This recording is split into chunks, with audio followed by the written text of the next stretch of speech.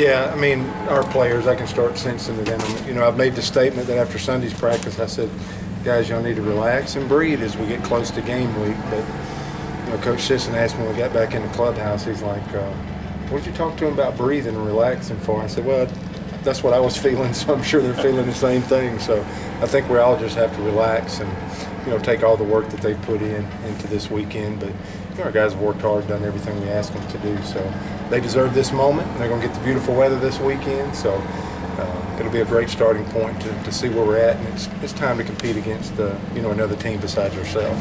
Do you know what your lineup's going to look like? Who's going to play where? I think close. I think it's still down to 12 guys. We're going to see a very good left-hander in Long. I think now that they've announced their rotation, we're going to see a potential preseason all-conference left-handed pitcher, which is good for us to see somebody really good. That's what you would expect to see out of a ball club on the first game of Friday night. I know we'll have our hands full with Sacramento State. Our job is to make sure that their hands are full with us. But Anthony Greer's going to be in there. We've mentioned him so much. Blake Logan will probably get the first opportunity at catcher. Nick Bunteo, I think you guys have done such a great job of covering us to know that he's been about a consistent performer as we've had and played a good first base after really never played first base again. I think our challenges come on the corners. Daniel Robert recently has played a lot of right field and first base, and you want to try to get all the bats you can in there. Joshua Palacios has played great in left field, but Jordan Ebert spent a lot of time there as well. And Jordan's also played a lot of third and second. And Melvin Gray's played some second. And Hacker's played, third, short, and second. Cody Nuff has played the most consistent shortstop and spent the most time there. So I still think we're bouncing around with about 12 guys. Bo Decker, Jackson Bergreen have played great in the outfield, and that's where our biggest logjam is. I don't think I've made any bones about there'll be some good players on the bench, but we'll play Friday, Saturday, Sunday, Tuesday, Wednesday, another Friday, Saturday, Sunday. We'll play a bunch of games early, which will provide a lot of opportunities for our guys. Just putting them in order. Anthony's probably going to lead off, and from there you got a Palacios as a candidate at second. That middle of the lineup, Robert, Bunteo, and then at the bottom of the lineup, which every spot's important. You got a Blake Logan, enough kind of rounds us out, but I think I want to save one or two of those pieces and how we'll juggle them with another 2 days of practice. So is Ebert an infielder, an outfielder, or both? Or we know he's one of our best hitters. We know he's played some second before. My personal evaluation, he sees the ball on the right side of the infield better than he does the left side, but I think you're going to see him at probably three positions in the first 16 games before we head into SEC play, and I think we'll have a lot more information heading in, and I'm gonna say he's one of our 9 best batters right now, and we've got to work to try to figure out. We're not looking for our 9 best players. We're looking for our best 9, and that's straight from Skip Berkman. It always made that reference. So we're not only just trying to find who our 9 best players are, but who's the best 9 that formulates the team heading into SEC play. I think that's our charge right now. What's your plan for the staff on game day? I know John gave you pretty much full reign with the arms, game to game to game. Do you have a responsibility for Doug that you'd like for him to take care of game to game to game? Yeah, I just think. And Brad, for that matter? Yeah, those 2 guys I'm going to lean on the most. They spent the most time, and while we're in bullpens, they're in cages with guys, a lot of the small group work. So, I brought them here to do a job, and it's a job at a high level for them to master skills just as well as our players. So I'm going to yield to them on certain things, but creating a lineup, Doug's going to coach third base. And I think going into this deal, I think Brad's going to be right in the dugout. He spent some time at first base in that coaching box, but if Doug's going to run our offense, which he will from third base, the first base coach now becomes a collector of Evo Shield and all the gear you've seen thrown off to the side more than picking a spot to run. So I think Coach Bohannon's biggest deal to start this year, and we can always have flexibility, is to be here with those hitters right before they step on deck or step up to the plate. We think that might help us more to assist from that standpoint. And probably student assistant Tony Caldwell will start the year coaching first base.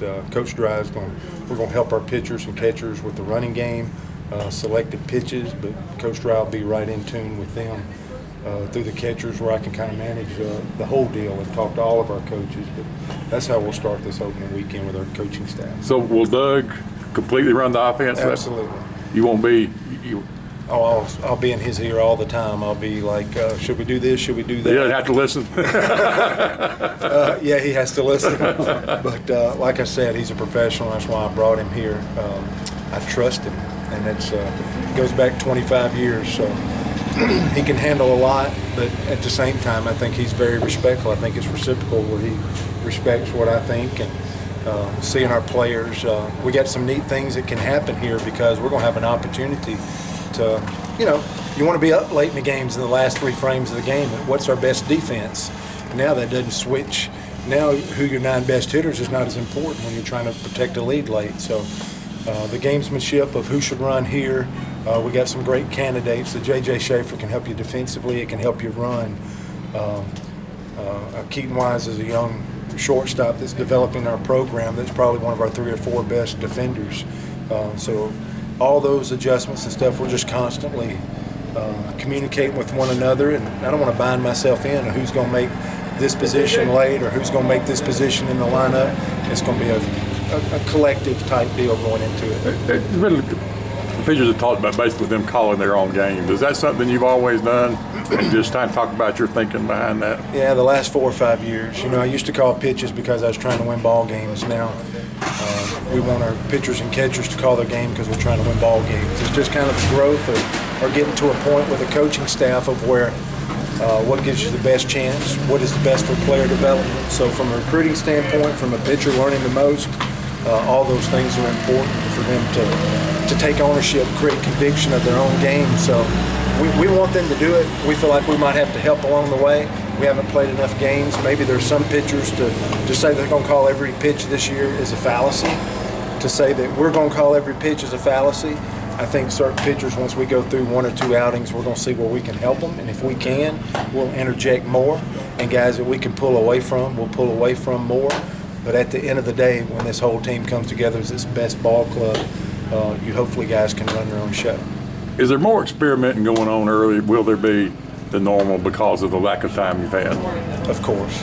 Yes is the answer because, our fall practice has been this spring training. Right. And now our spring training will be the first 16 games or whatever it is before we go into SEC play. So that's just how it is, and that's how we've decided to move the barometer or the points here going through. So we've also made the point that our upperclassmen, our older guys, get first opportunity, and that's because we've been here in a short period of time too, to let them. They've been so receptive and open to our coaching staff and embracing us that we're going to give them an opportunity to go out and lead because they've been there before, and then try to make the best decision for the club going into SEC play.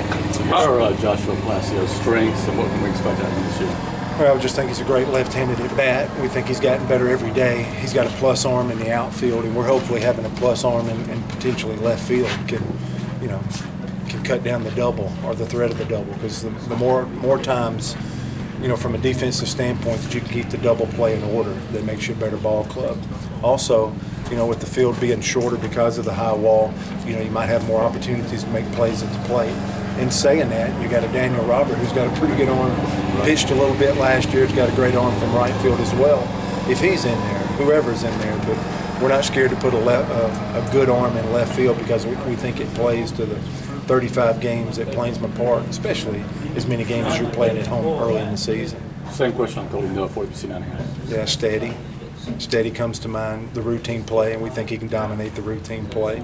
Might be a guy on our team or another team that might have a step or 2 more of range, but if he gets to it, he's shown a proficiency for catching the ball in a routine play, and has probably had as consistent of a true arm throwing across from the left side of the infield to first base as we have.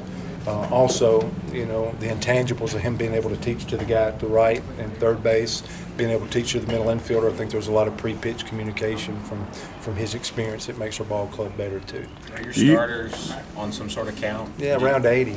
I think that's what they're in shape for. If we squeeze another 5 or 10, that remains to be seen. But our deal is for them to get better every week. It's not to knock somebody in the head. So we got to have some guys behind them ready. And we've already talked about the setup of Bramer and Mize late in those last 3 innings, but if we have to go earlier, we're kind of piggybacking off those starters all 3 days this weekend, understanding that they're really in game shape for about 80 pitches with our starters. Do you? I mean, obviously, you want to win 16, all 16 of these games. Of course. But do you have to also kind of balance that with that you got to learn some more about this team and learn what these guys can do? That's as important as winning, maybe. Winning's more important, and you want to win because there's different levels of how this goes. You can play great and win. You can play bad and win. Right. You can play great and lose, and you can play bad and lose. So I see it as 4 different ways there that you can go about it. But we want to put ourselves in position to win every ball game, all 16 of those. So I make no bones about that. But at the same time, we can't. We have to understand our development, where our players' health are, where they're at to start the season. We're not asking for perfection, and you don't have to be perfect to win. You know, when we lose a ball game, that other team probably didn't play perfect either. But, you know, we don't want to put anybody at risk of development for later on. So winning's imperative, and hopefully we got enough pieces. Hopefully we're doing the piggyback things. Hopefully we're understanding, give us your 80 best pitches instead of trying to get to 80 and trying to, you know, not be at your best for the next 20. We think that puts us in the best position by laying all the cards on the table with so many games to see all of our pitching staff. And then, you know, if somebody's not ready right now, that'll be revealed to us. But we want to put ourselves in we want our guys to feel like every time they come out here that we're putting them in a position to win the ball game. You've been around a lot of good teams, so you know what one looks like. Does this look like a team that can be a really good team? You know, honestly, I feel like we got to get better from a pitching standpoint. I've mentioned that. What's our depth? There's just so many question marks there that make you pause, and you want to see it. So I can't wait to see, you know, some guys step up and get 10% better. Hopefully we see that. From a lineup in the SEC, you know, it's all relative. How good you are is how good is everybody else that you're competing against, and your league. Right. But I tell you what I do have somewhat of a conviction about is I take our lineup, our potential lineup that we could put out there, and I wouldn't trade that with many people in our league from a veteran standpoint, from an experience standpoint, and that's supposed to mean something. I hope, you know, all this is a forecast. We're not going to really know till we get out there. Everything is a gut feel and a forecast, but I wouldn't trade our position players in our lineup for many people in our league, and that's supposed to be a statement that should be a point of strength for our team. Appreciate it.